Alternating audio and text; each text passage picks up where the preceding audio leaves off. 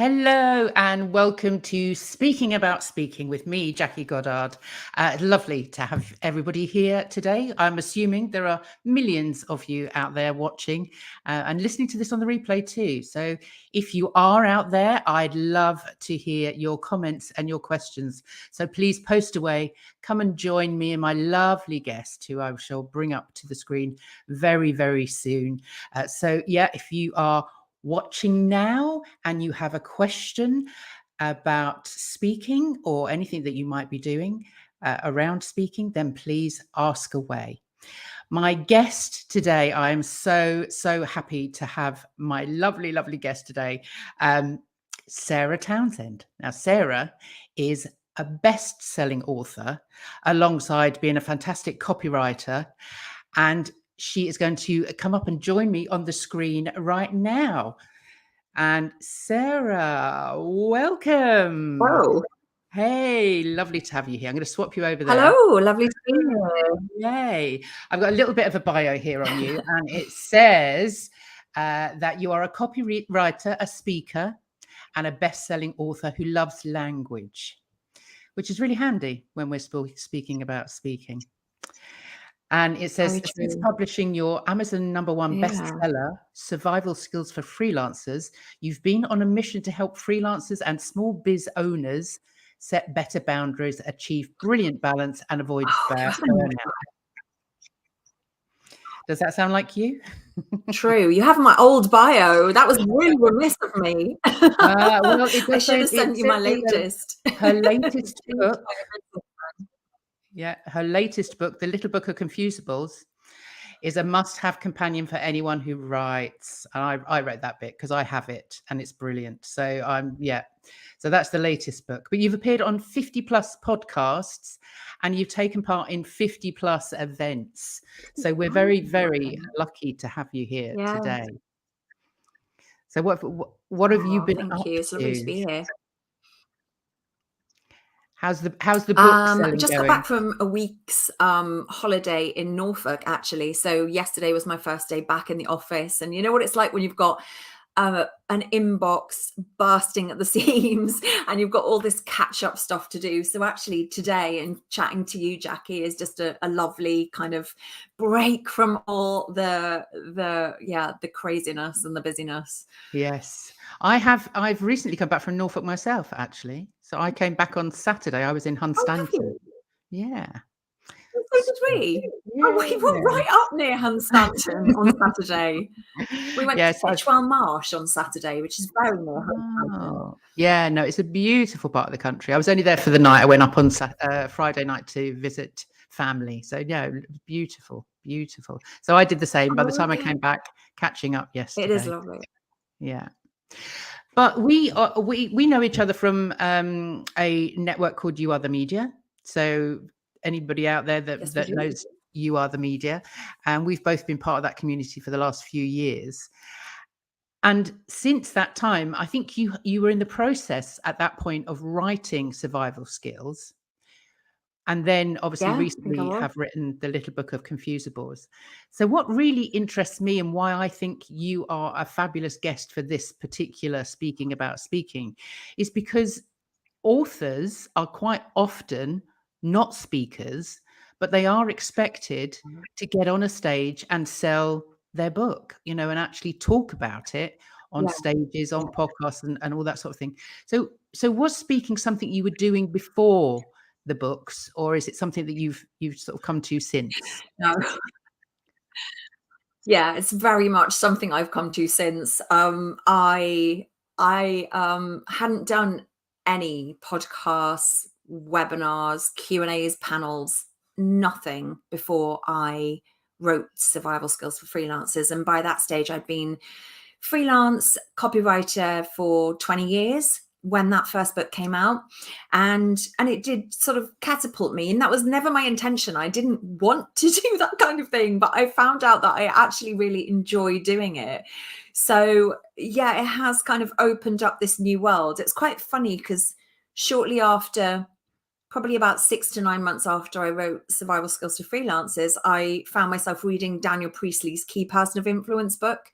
And that is very much about how if you want to position yourself as a thought leader, an expert in your field, you should write a book, and then that will catapult you into all these speaking things. And I was like, oh, I've just done that, but just by chance. That was never the intention. Oh, well, that's a surprise. So then, obviously these are the books here. Obviously, Survival Skills for the Freelancers was the first, and I love the covers and everything. They're beautiful looking books and really, really nice to hold on to as well as anything else. So what made you want to write the book in the first place, the Survival Skills for Freelancers? I think I just got to the stage, also just really quickly, worth pointing out that those pictures not being to scale, because Survival Skills is a normal size book, but Confusables is like dinky, isn't it? Because you've got a copy, it's dinky and chunky. And yeah, so I got to the stage where I had really learned everything the hard way. I think I made all the mistakes in the book, and I just thought, it could be really useful for other people to learn from the ways not to do things, and to really, it's not just my voice coming through in that book. It's very much a heart on your sleeve, very much authentic, my story, my journey, what I've learned, and how other people can avoid the same mistakes, and how they can kind of supercharge their own freelance success. But what I like about that book is the fact that it also contains the voices of 100 other freelancers in all different fields, not all copywriters, all sorts. And I think I've even got a painter and decorator in there. I was having some work done at the time. I was like, right, I need representation from the trades. Let's get a quote from my builder and another one from my decorator. But yeah, it's a very straight talking book. And because I had not learned things the right way when I first started as a freelancer, there was no online community, there was no social media, there was barely any internet back in 1999. So it feels as if anybody starting out now, going self-employed, is actually in a lot more of a solid position. We have all these online communities, we have all this support that we can gain, advice that we can gain, groups we can join, and just these communities that we can become a part of, which is as you and I have done, Jackie, with You Are the Media. And I think that really helps. But back then, none of that existed. Yeah, I have to say, I mean, I can remember when you wrote it, and I was like, oh God, why did nobody write this book earlier? Because I was freelancing from many, many years ago.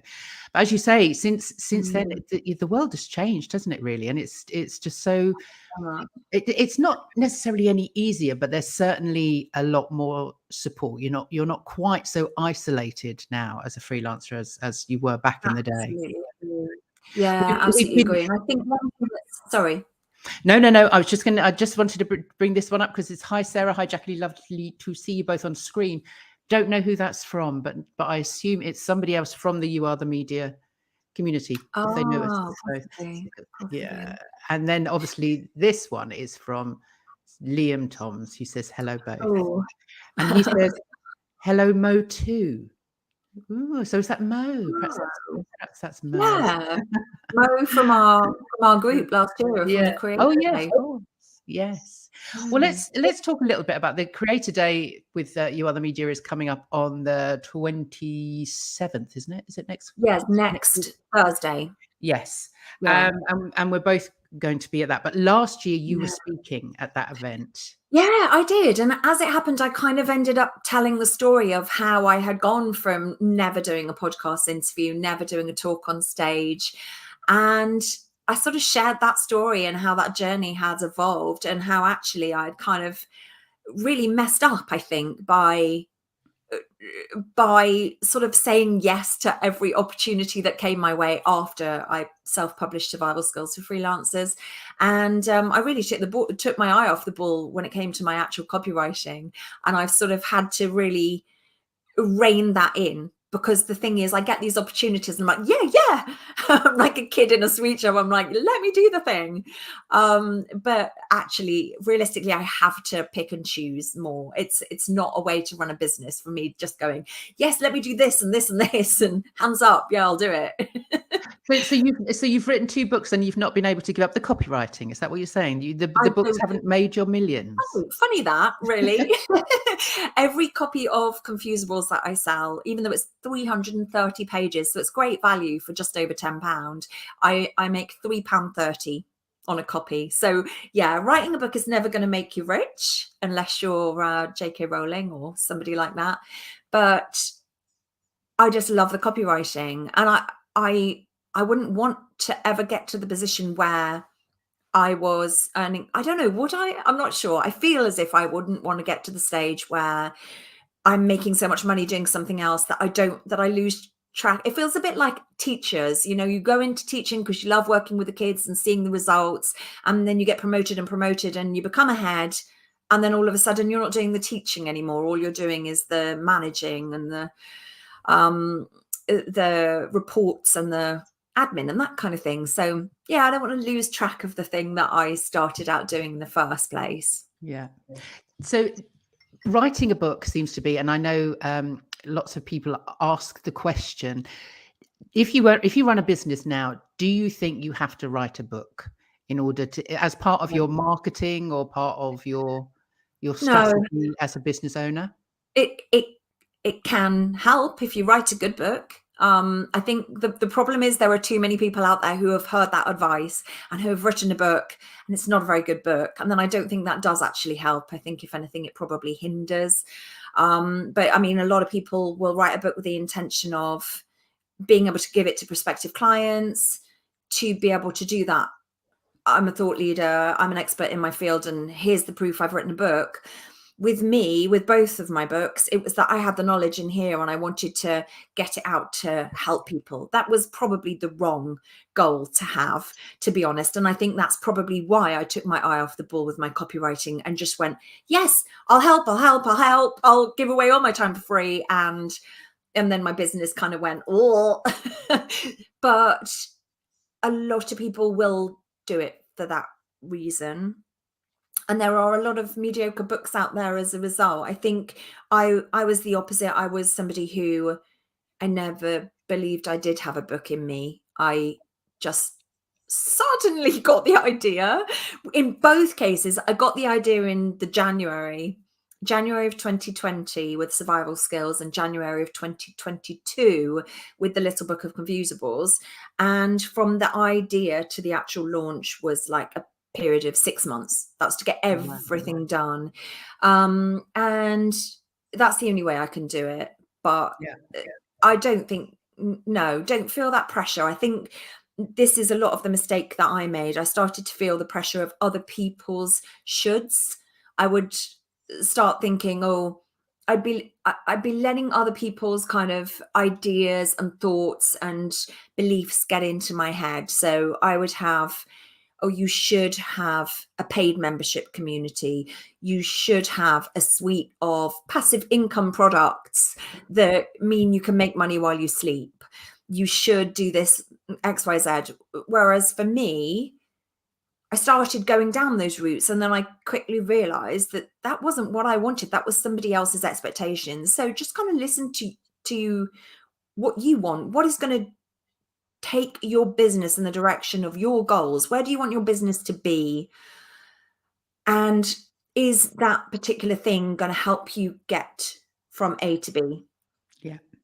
Do you think, though, with the success of both books, that you have been elevated as a copywriter to more of a kind of a thought leader on the subject? No, probably not. Okay, moving on. Maybe on the freelance side, because I do get asked to do, but I suppose because neither of the books is about copywriting. Confusables is really for anybody who writes, and that's all of us, isn't it? If we're running a business or we're employed, we're writing content daily, we're writing emails daily, we're writing blog posts, social media posts. We all want to come across as confident writers and mistake-free, because people have to trust our businesses. And one of the ways in which we let ourselves down with our writing is letting those really easy mistakes through, like bear with me and spelling it B-A-R-E, or off your own back when it's actually bat, or using the wrong spelling of stationery, which how many times have we seen that? But it's not just the obvious ones. In the book, there are things like just the two spellings of discreet, the two spellings of hoard, the various spellings of rain.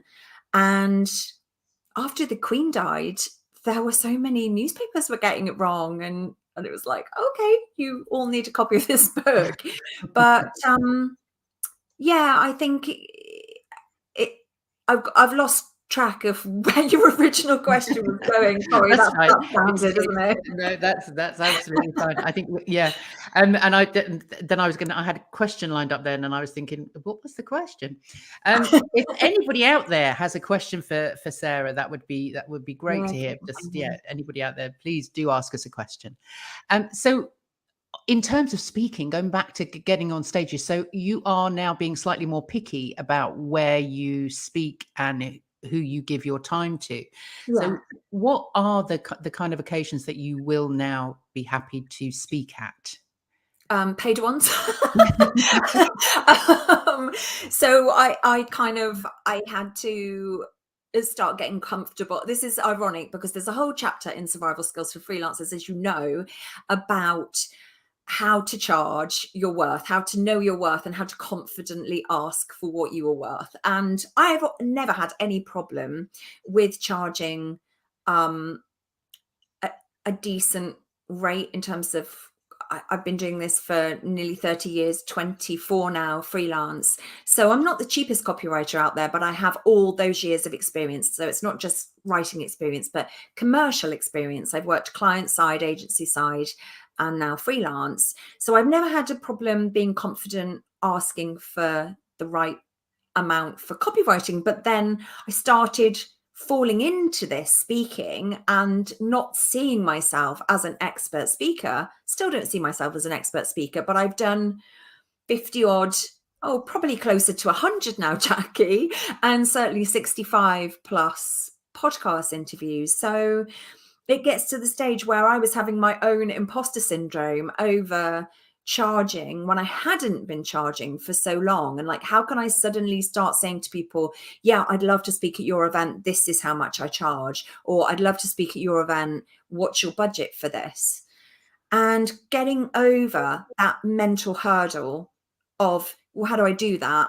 That took me months, absolutely months.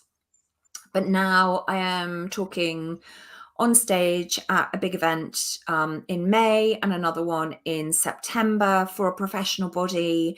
I'm kind of their keynote speaker, which I still feel a bit of imposter syndrome over that. But yeah, it's happening. And then I'm doing a panel later in the day, and that's kind of, they've put me up in a hotel, they're paying me for my time, and that kind of thing I'd like to do more of. But it's got to not be at the expense of my bread and butter work, because I love my bread and butter work so much. Yeah. So I will still do the occasional free gig. I just did one recently for the local Chamber of Commerce. And the reason I did that was because it's 20 minutes from me. It's a chance for me to network. It's a chance for me to sell copies of both books.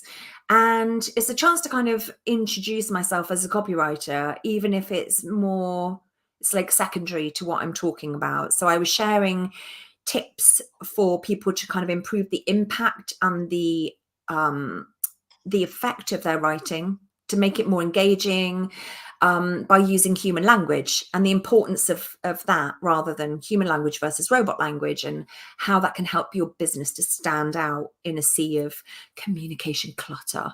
Yeah. And by doing that, the last time I spoke to them, I got a client and ended up doing quite a lot of high value work for that client on the back of that talk. So that kind of paid for itself. But Brilliant. generally speaking, mainly paid events. Yeah. Great. That's fabulous. From Liam, if time wasn't a consideration, what would you like to write the next book about? It's really easy, Liam, because I've actually got the entire sequel to Confusables, and it's like next level stuff. It's stuff that I've just been keeping. I had to draw a line under. When I was doing Confusables, I kept going, oh, I forgot to include this. Oh, but I have literally got another book waiting in the wings to do, and it's going to be brilliant. It's just I'm not gonna put time aside this year to do it. It's going to have to wait. Yeah. You're Yeah. not going to give us any spoilers that you say next level. Is it sort of longer words or more apostrophes or? I don't know. I think it's because it doesn't have the basics in. So the original book will always be the one for the basics, complement and principle and practice and advise and advice, effect and effect, all those kind of obvious ones. But then there are so many that actually it's like next level usage, I would say. So testament and testimony. I can't think of another single example off the top of my head, but there are so many of them, and it's going to be gold. It's just I have to take the time to do it, and I don't have that time to spare right now. No. Have you got illicit and illicit? Yeah. That's, Yeah. In fact, aren't they in the go-to first one? Aren't they in the I first? don't know. I can't remember Yeah. off the top of my head. We have another question. I assume then this is Mo. If that's you, Mo, hello. How do you find your niche subject and gap in the market for your subject matter? I assume when you're writing a book or speaking even. I think I just wanted to share about the stuff that I'm passionate about, because I think if I tried to write about anything else, it will come across as, like a lot of people have said, particularly about survival skills, because it's kind of a narrative book. A lot of people have said what they like about it is that it is a very personal journey. It's very reassuring. It's very supportive and confidence boosting. So for me, the idea just formed itself. I wasn't sitting there thinking, I want to write a book. What shall I write a book about? And I think that's where it succeeded in both cases. I originally had the idea for the Little Book of Confusables in 2017, and I looked into it and spoke to somebody about the process of self-publishing and thought, no way, there's absolutely no way I'm ready to do this. So I parked the idea, and then the start of last year, the timing was just right and it kind of evolved. So it's not something I ever spend time actively doing. It just happens. I always said I'll never write a book because I'm a writer by trade, and I spend my days writing. And the thought of spending my days writing and all my spare time writing was probably a little bit overkill. So I just said, no, I'm never going to write a book. And then it just happened. Yeah, but I think you know what you said about writing about what you're passionate about is at the crux of it. And I think it's the same if you are a speaker. If you want to do a TED talk, if you want to get out on the stage and start speaking, you need to find something that is close to your heart. If not, what it is that you're doing. And most business owners, I find, are doing what they're doing because it's a passion, because there's something in what they've always wanted to do is the reason behind their business. So that is always either the subject matter for a book or whatever that niche is, whether it's the reason for you to step on a stage, but it needs to be a passion. You need to be able to talk about it authentically and passionately. Absolutely. And it really comes across when you're not, doesn't it? We've all listened to speakers where it feels as if they're going by the book. It's very, and equally, we've listened to speakers who are incredibly passionate about their subject, and it just lifts you. It's all about the energy for me. I think if the energy is behind something, so I tend not to set goals. It's a bit controversial, but my brain doesn't really work in that way. So I always know what I want to do, but when I do it is very much driven by the energy. If the energy is there, that's the thing I'm going to focus on at any one time. So that's sort of a nice segue into the question that I always ask, which is what makes a good speaker good and a bad speaker suck, in your opinion? Oh gosh. I think with a good speaker, see, this is a tricky one for me to answer because I don't feel like I'm necessarily there. I don't feel like I'm the judge of whether I'm a good speaker or not. But I think. But what about other speakers then? Yeah, so I think that the energy is a really important thing that is quite often overlooked. So somebody could be incredibly academically capable, they could know their subject inside out. But if they're standing on stage wooden and they're delivering and it just sounds like this and there's no variation in there, it's a lot for me to do with energy. I find I can be so enthused by how inspiring somebody is and how convincingly they talk about their subject. So for me, energy is a really big part of it. It's not necessarily being the most polished. So I think the flip side of that question, the flip side of that answer is, when a bad speaker sucks, is when that's not there, when it is just like I just said, when it's like this and they're just, that they know their subject, but there's nothing to lift it. There's nothing to intrigue you or to promote you to think outside the box. There's nothing that's different, that challenges, that stimulates, that makes you think, oh, I've not thought about it that way. There has to be something different in there, but the delivery is a really big part for me. Yeah, absolutely. Absolutely. So what, have you ever been given any advice as a speaker before you stepped on stage? Have you been Yeah. given Oh, yeah. Do you know, advice? it was really weird, actually. I don't know whether I anticipated the opportunities, because I can't remember what was my trigger for doing this, but before lockdown, I think it was about a week, literally a week before lockdown. So I hadn't yet launched Survival Skills for Freelancers, but I thought maybe now is the time to do a speaking boot camp. And there's this great guy locally, Michael Trigg, and he does these speaker boot camps, and I'd always meant to do it, but thought, oh, it's a bit pricey. Can I justify it? And I went and did this boot camp in this village hall in this idyllic Cotswold village. And I was there for 2 days, and his training methods were brilliant. So that absolutely gave me the confidence that I could do it. I probably should have a refresher, and I've been thinking about getting a refresher with you, of course. But it's definitely something that I hadn't done before, and then I had all these intentions of putting it into practice, and then lockdown happened about a week later. So by the time I was having the opportunity to start doing the talks and the podcast interviews, even, Yeah. I was feeling rusty already. So what was the best piece of advice that came out of the boot camp then for you? He gave us a lot of so one thing that I quite like is, a lot of people will start their talk with, I'm Sarah Townsend and I'm blah blah blah. I'm like, I instantly switch off at that. I want to kind of one really good technique he gave us, and I don't think I've always done it, but it's always there in the back of my mind, is to open, don't even say who you are, but to open with a really interesting fact about the subject and say, that's why I'm here to talk to you today about XYZ. And then, I'm Sarah Townsend. And usually I don't even too much bother with saying who I am, because I Yeah. figure it's not about me. It's about the message I'm trying to share and the advice and the help I'm trying to give. So I don't usually do a big long intro, but I loved that idea of just leading with the intrigue Yeah. and making people go, wow, I didn't know that. What a great way to start a talk. Yeah. Yeah. Yeah. I start with the fact that 73% of people are more afraid of speaking in public than they are of dying. That's usually a way to start. Wow, that's a Yes. great one. Well, we're just about out of time, but I just want to put this one up from Liam again.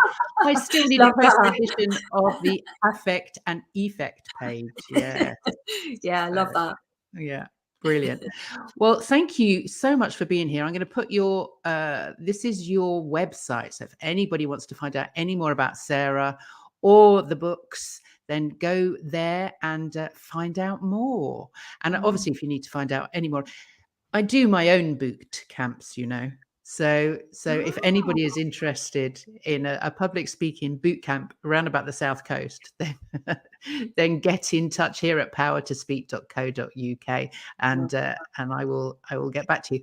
If you are watching on the replay, if you're catching up with this, then please do still ask a question, put a comment. I'd love to hear from you, as would Sarah. So if anybody's out there watching the replay, then do come and get in touch.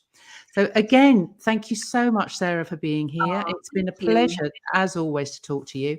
And I'm looking forward to seeing you next week.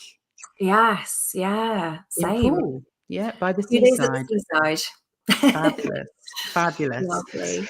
Well, to everybody out there too, I've got 3 weeks break now, and back with Speaking About Speaking with me solo on the 16th of May. So I look forward to seeing everybody then. And Sarah, I will see you next week by the sea. Lovely. Take care. Bye.